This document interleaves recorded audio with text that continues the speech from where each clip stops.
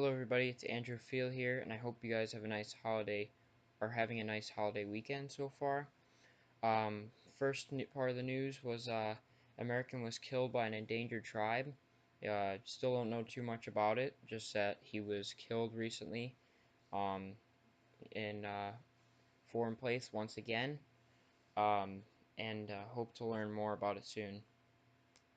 Ivanka has a scandal, an email scandal as well, and it's ironic because of how much Trump during his campaign was talking about the Clintons email scandal, and it seems that Ivanka was using government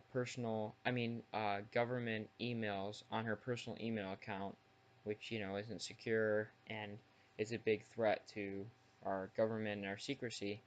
And it just proves that the Trump family shouldn't be able to have government positions, especially if they're not prepared. And you know, it, the saying "lock her up" could go to Ivanka too, even though it shouldn't, but it can. Um, the asylum plan that Trump had was blocked by a federal judge, and it's good to see that the federal judges are making the right calls and decisions for this country and are, um, you know, stop putting some limits and boundaries on Trump.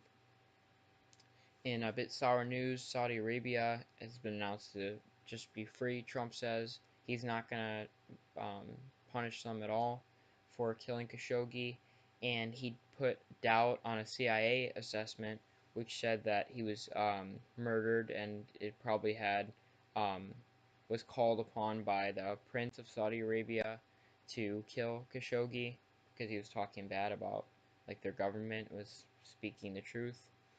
And as the Washington Post says, and it's true, that it seems like with Trump, if you pay him a lot of money, you can get away with murder because he says that he cared about the deals he has with Saudi Arabia, and there's so much money with Saudi Arabia, and he doesn't really care about lives. So it's against American values and against human values, but that's Donald Trump. So.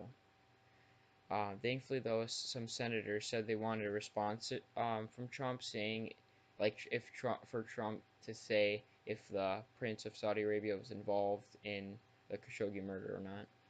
So that's good. I mean, it's good that the senators, mostly Republican, will say something about it, so they can at least once in a while, break party lines and do what's right for the country to speak out against Trump. Um, a Russian man was appointed to head Interpol.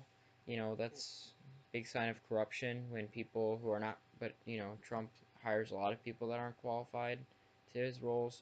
But even if he's qualified, just being Russian, it's big corruption because, he could just being Russia and, he shouldn't be there. So that's not a good thing. And then the Chief Justice John Roberts rebuked Trump's remarks of federal judges, and it's very rare for a to a Chief Justice to speak out against the president because they try to be as unbiased as possible. Well, usually, with Kavanaugh, we'll see, but most of the time.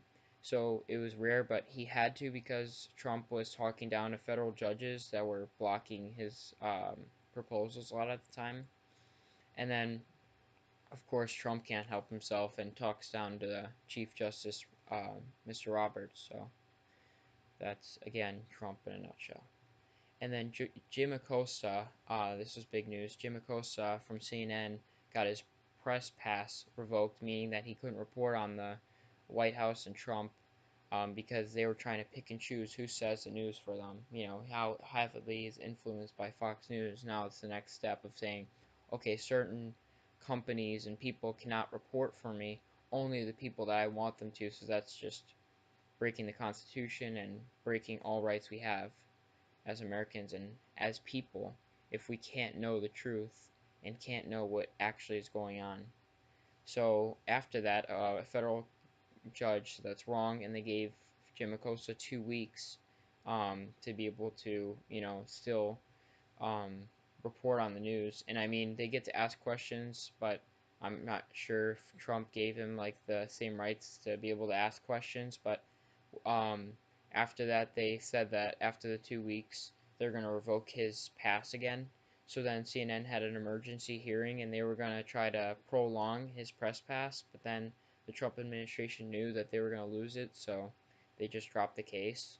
And now, Jim Acosta will have his pass. So that was a big win for free speech and for Americans. Um, Oh, yes. So, why Trump wasn't impeached so far? Well, the Mueller investigation is still going on, and Trump just submitted his answers, so we'll get to see probably Mueller's investigation soon, hopefully.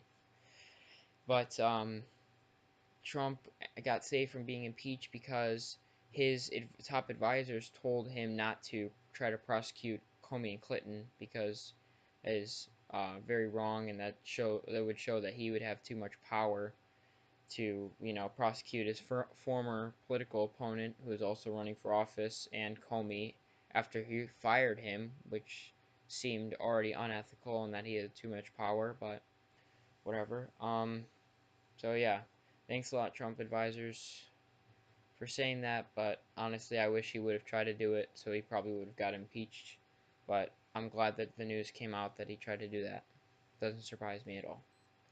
And then today, Trump criticizes migrants and judges when he's supposed to be having a call to the troops for Thanksgiving.